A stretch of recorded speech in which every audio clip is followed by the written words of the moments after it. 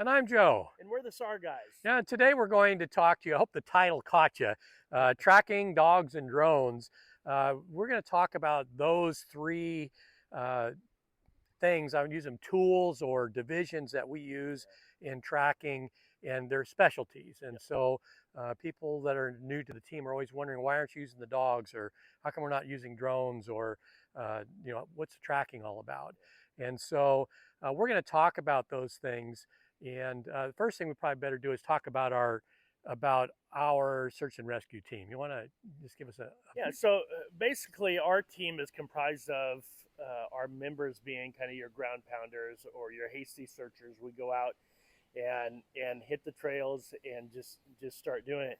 We do have some team members that are specialized, whether or not it's dog or man trackers or drone. And so, but typically our regular searcher is going to be, or the majority of our team is going to be those ground pounders. And then we also have the specialty, if you want to go in the command center, and that I'd consider that special because right. I can't do what they do. Right. So we'll talk about tracking first, and that's a skill that you might think everybody has, but the reality is on our team of, well, we have 30 members, we have one certified tracker, and we have several people who are what we call track aware. Myself, I've taken 2 or 3 years of, every once a month, a weekend tracking, and I'm not certified yet, and that's through the Joel Harding group, that tracking services, and you can look those up online. Maybe I'll put a link to them, but we only have one certified tracker. So the reality is that we don't use a tracker on every search. In fact, we use on very few searches, and there's a lot of reasons for that. Part of it is that when we get a lost person, the family's been out looking for them, the sheriff's department's been out, and any tracks that at the last known place that the person has been, or last place seen, there's a bazillion tracks there, and so it's contaminated. I do know a couple of searches that we did where we had an accident where a car went off the road, went in a ditch. The tracker was able to narrow down the direction of travel, and tracking is a very slow process. It's not like a hasty search, and it's at a crawl. You're going step by step tracking, and you want to find every single step along the way. And in the hasty search, you're cruising right along, and so it's a slow process. And but on that one search, they found the tracks from the fellow getting out of the car. They saw which he wandered around a little bit, and then they found his tracks going off in a direction, and it saved us a lot of time going in that direction. And sure enough, he was eventually found in that direction. So they do have their place, but we don't always get to use them. And sometimes we'll be searching, and our tracker Tony, he does some sign cutting, and all of a sudden we'll find a place. They went off in the brush this way, and then he'll help narrow us down. So instead of searching a great big perimeter, we can narrow down the cone of where we need to go. It takes a lot of practice. It takes training, practice, and there's a lot of cost actually for getting certified. And so most of our members are what we call track aware, and we get classes a couple times a year where people are shown how to track, what tracks look like, what to look for, and then they act as flankers when a certified tracker comes along and is going to help us. The flankers will be off to the side looking for other signs in whatever direction they follow from the tracker. Not you. Not me. It's too slow. It is very slow. I have a lot of respect for the people that can methodically go blade by blade and understand what they're doing. To me, it's just not. It's not in my personality. Right. It's just I don't want to go 100 miles an hour, but I just can't do it. And I got assigned to a tracking team once. Once we came back to command, I begged command, please put me on a different position. Yeah. Well, and the other thing too, that realistically, when you're on a search, typically we get calls late in the afternoon because family member, somebody gets lost in the woods, and then the family goes out and looks, and then towards the mid-afternoon they get scared. They call the sheriff's office. The sheriffs go out and do their preliminary search, and then they call us in, and now we're burning daylight, and we have a very little bit of time. And to get a certified tracking team in, For us, they've got to come 50 to 100 miles. So you're talking 3, 4 hours to get a full For a full certified team, tracking yeah. team in. In the meantime, it's getting dark.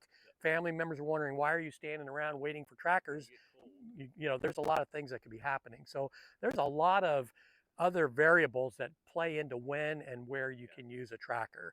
absolutely. We're very thick brush. You can see behind us. This is typical of what we search in.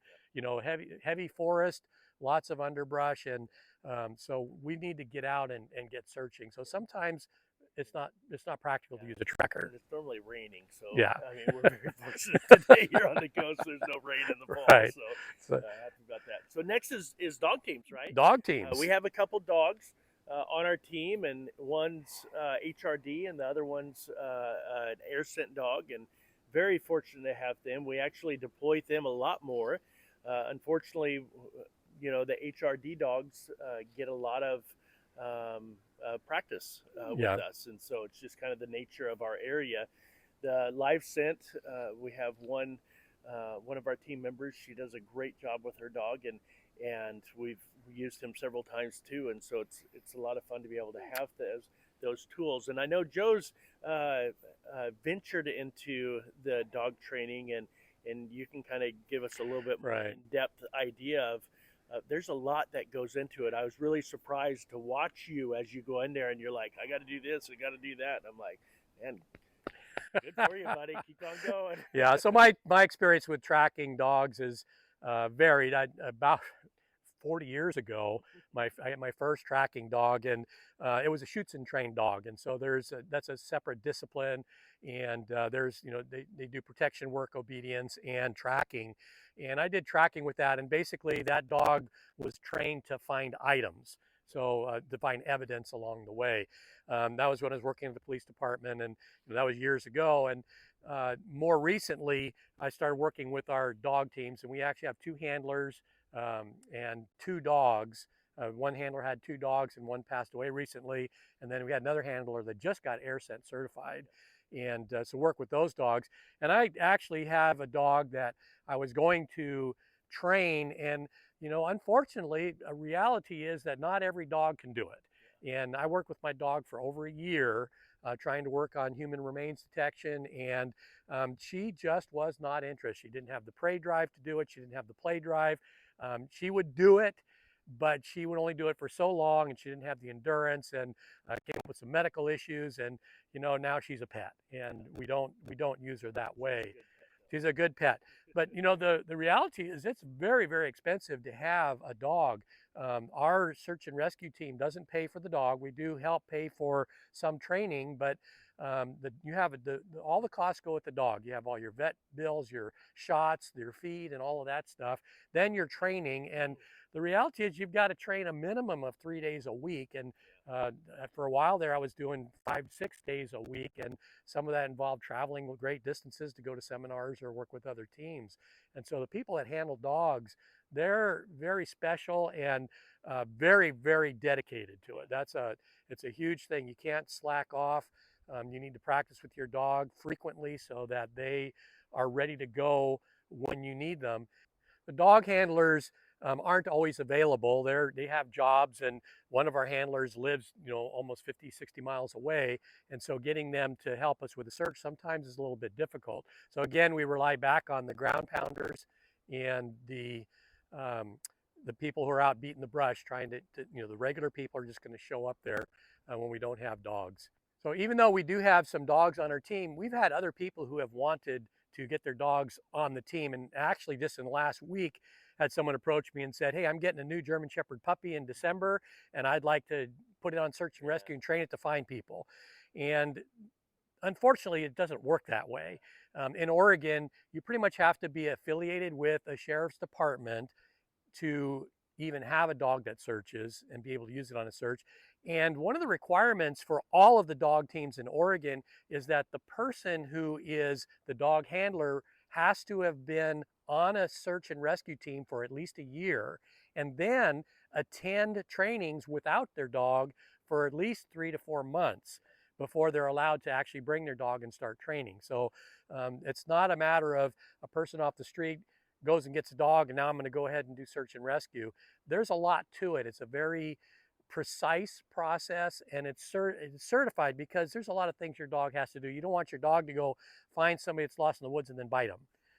You do want your dog to go find the person in the woods and then come back and tell you about it. You don't want them to go out there and, oh, I found him, now I'm going to play with them. Absolutely. That doesn't do you any good. So there are some certification processes in place. And if you're interested in having your dog be in a search and rescue team, make sure you talk to your team and your coordinator and the folks that handle dogs on your team to find out what the process is before you're going making that huge investment on a dog that you really would like to have do searches, but you don't know the process. Yeah. So lastly is our drones. Tracking dogs and drones. Drones, we in our team, we leave it up to the paid staff. That's the way we're kind of organized. Is our sheriff's department member. He's been certified in it, and so he does it. But drones are absolutely phenomenal, and technology is getting to the point where it is amazing what they can do with the FLIR and with the capability of dropping things and just the overall tracking and mapping and pictures and all that. So, and our sheriff's department has several drones, and they've actually made it so we didn't have to do a lot of searches, because they would go find the person with their drone.